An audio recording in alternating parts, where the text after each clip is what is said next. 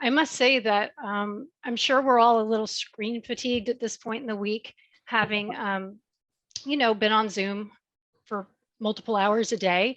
But even with that, it has just been an amazing week of sharing and learning together. Oli's done such an amazing job with the programming of all the speakers, and they've all been wonderful to listen to. I really appreciate our sponsors and our corporate partners for all making this possible. And I especially want to thank Joan and Andrea for asking me to present today. When I first was asked to speak on this topic, I must admit, in the back of my mind, I wondered, were they just asking me because my name is Joy? But all jokes aside, I'm honored to be here to talk with you about choosing joy. I actually wrote an article for the Oley Foundation's Lifeline letter back in 2015 with the same title, and I wrote it as I returned home from my first Oley conference. I went back and read that article to prepare for today, and I'll be sharing some of the same sentiment. But here we are 6 years later, and I've grown and gained wisdom over that time. Some of the spin may be just a little different. And if you attended my talk on Tuesday, you'll see that I'm expanding on some of what I shared then. Okay? All right. Well, Joan already pretty much went over everything on this slide very graciously. So I'm not going to spend much time on it other than to say that my contact information is here. So feel free to connect with me on social media, text, phone, or email. Okay. So I'm here today to talk to you about choosing joy. Joy does not simply happen to us. We must choose it.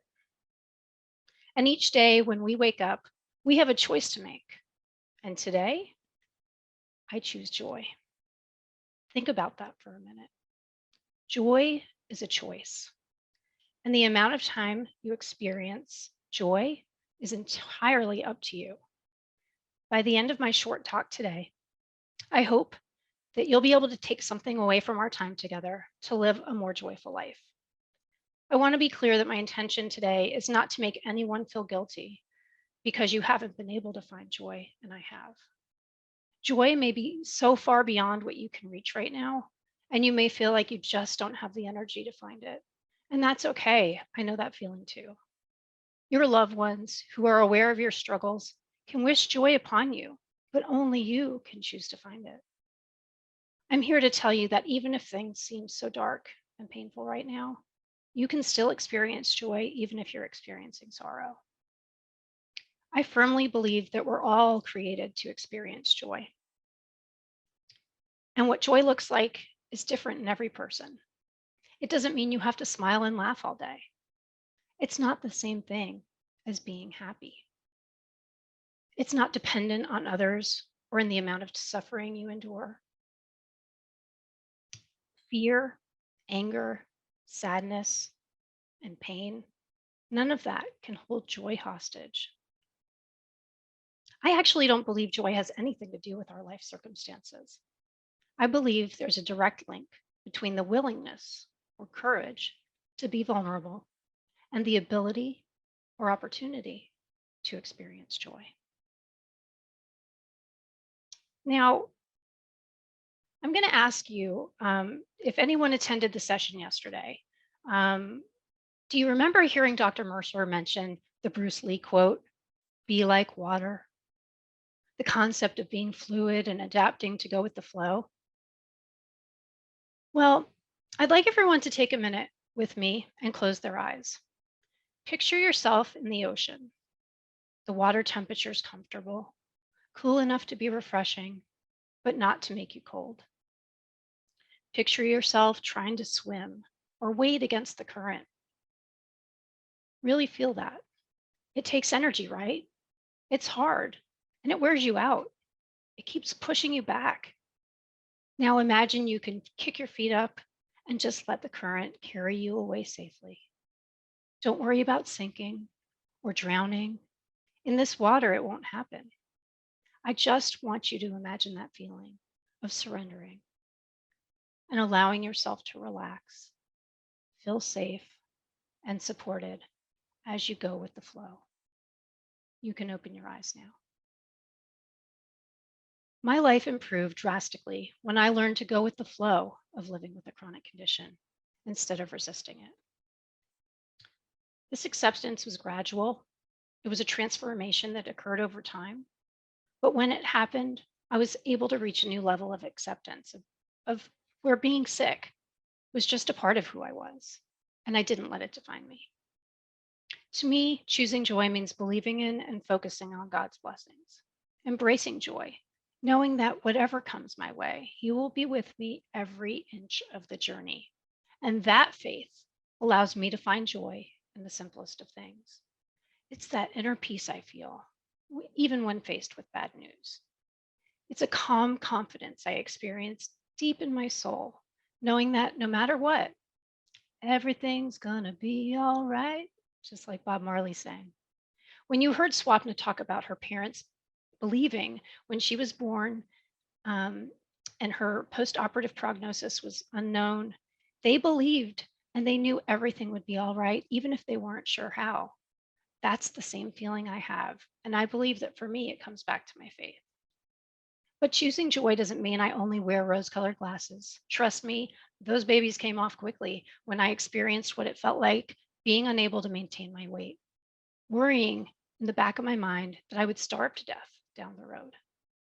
That might seem a little drastic, but during the early months of my illness, before I was on nutrition support, that's actually how I felt. And even more recently, in August of 2020, when I came home from the hospital on HPN and IV antibiotics after multiple post-operative complications, my doctor said to me, "It may not get any better than this." Still, in those moments of despair, I chose joy every day. Maybe not with the gumption that I have today, but still, I believed it would be okay, even if I didn't know how. Please don't get me wrong. I certainly wrestled with God's promise of hope and healing, wondering why I wasn't getting better. It wasn't until I realized that God was healing my heart and my mind and my soul, and that my body was just a vehicle. I feel more whole as a person than I ever did before. I experience joy and gratitude now more than ever. It's different, yes, but in many ways, it's better. I've gone through a process that's allowed me to face the good and the bad, accepting myself, scars, tube, and all, and trying to be kinder and gentler to myself and others. I allow myself to feel vulnerable, even when faced with the possibility of rejection. That has been both a very uncomfortable and yet delicious process, which has allowed me to be my more authentic self. So, what does joy look like for me? Even though the session is titled Steps for a Healthier You, I intentionally framed this around me because I didn't feel like it was authentic to prepare a list of things where you could find joy, because I really do believe it looks different for everyone. However, I hope that some of these concepts might help you understand the process or pieces to help you get there if you've been struggling in this area of your life. So I'll start with something that has not always been so obvious to me: self-care. Now, I was not very good about this even before I got sick, and it's still a daily challenge. But the key for me is being intentional about my self-care. In this department, I have to say the best thing I've ever done for myself in a very long time was a yoga program called Breath, a 30-day yoga journey. And the logo for that is on this page. If you're not familiar with Yoga with Adriene, Adriene is an amazing yoga instructor who lives in Austin, Texas. And she offers free yoga classes on YouTube and has an online community. On the first of this year, she launched a 30-day yoga journey focused on breath. And while at that point, I'd never done yoga for 30 consecutive days in a row, but I did from mid-January to mid-February 2021. Every single day, anywhere from 17 to 42 minutes, I made time to meet Adriene and her sweet pup, Benji, for this practice. It was a gift to myself. It was humbling in that I've been doing yoga for many, many years. But as I mentioned earlier, in August of last year, I had surgery. I actually had a total colectomy and ileostomy takedown surgery with complications. And I still can't feel much in my abdomen, and my abdominal muscles are probably the weakest they've ever been. But even as I felt some discomfort, I also felt such a sense of joy each day as I made time for myself on the mat and used my body. I reminded myself that with practice, I could gain back my strength and build endurance. I certainly couldn't have done it without my loving and supporting husband, Brad, who encouraged me at the end of each day if I hadn't yet practiced that it's only going to be a few minutes. Go give yourself some time on the mat. And I did. And every time I was done, I thanked him for that and would reflect and say, I have to remember that I'm choosing joy by doing this. And it was pretty powerful. I can't recommend it enough. So feel free to reach out to me if you want any more information or have specific questions. I also find joy in the little things, the simple things, like looking at pictures of dogs and watching dog videos on Instagram. Seriously, they evoke a joy in me that no other creature on this earth does. If you find joy from watching dog videos or haven't tried it, I will share that one of my favorite doggos to follow on Insta is Stevie the Wonder Dog. If you haven't checked him out, I encourage you to do so. But I also find joy in other simple things, like listening to music, especially when an unexpected favorite song comes on. You can just tell by the look on my face. It's a visceral response. I'm feeling joy at that moment. I also find joy, like John said, spending time with my family and friends, cooking, baking, and even knitting for them. It doesn't need to be a big event or a long period of time. Even just a short walk with a friend can fill my cup with joy. Everything else on this slide captures what choosing joy looks like for me and what it takes for me to allow myself the freedom to make time for joy in my life. I've already mentioned many of these concepts already, but there's one I'd really like to call out specifically, and it relates to being kinder and gentler to myself, and that's giving myself some grace. Here's an example. I took last week off for some much needed time with my dad and my stepmom to visit my sister for her birthday and to attend a baby shower for a very special friend. She's like a little sister to me, and she asked me to be the baby's godmother. It was like, this is all really good stuff, right? It was an incredible week. And it brought me so much joy. But to be able to do this, I had to unplug. And that included me taking a break from some of my usual Oley activities. Yes, I did take a meeting with the US Senator to his office to try to advance some important legislation for tube feeders, but otherwise I disconnected. Earlier this week and even last night, my to-do list was growing, particularly the calls from consumers having trouble with tube feeding. And because I care about each and every one of them, I felt badly that I was only able to text them back and let them know I'm working on it. I promised to call them soon. I started to feel stressed out, and I just had to give myself a little grace while catching up from being out. I took a deep breath, said a little prayer, and returned to joy because I knew that no matter what, you can't help yourself, or you can't help others if you don't help yourself. And that's true even without a chronic condition. So you've probably guessed by now that a big part of experiencing joy for me comes from serving others. If you heard my talk earlier this week on day 2 of the conference, you know that Oley isn't the only organization I serve. And I don't plan to go into any of those other organization details today, except to say for me, part of finding joy is having balance. And that includes volunteering or serving diverse populations. So not just one group associated with illness or trying to improve people's life with chronic conditions, but just lots of different organizations in different areas of interest of mine. And so that actually allowed me to choose joy even more genuinely. Okay, so since joy is such a huge part of my life, and a lot of it comes from serving others, when I found Oley, it was like my skills and my interest all intersected with the need in my community. And smack dab in the middle was the Oley Foundation.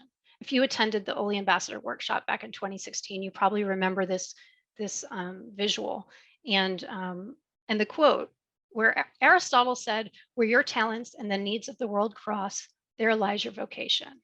Well, I like to say, where your talents and the needs of the community cross, there lies your passion.